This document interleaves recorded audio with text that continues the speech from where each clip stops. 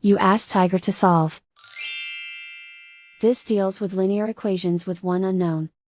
The final result is x equals -10. Let's solve it step by step.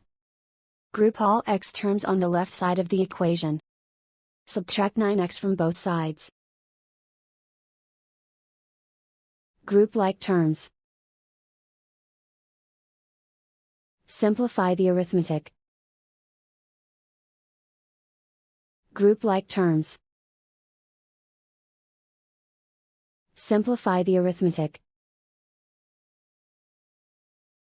Group all constants on the right side of the equation. Subtract 14 from both sides. Simplify the arithmetic.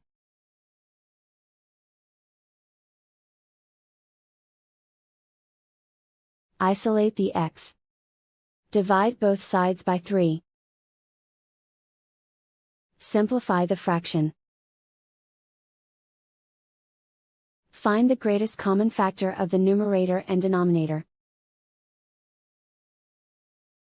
Factor out and cancel the greatest common factor.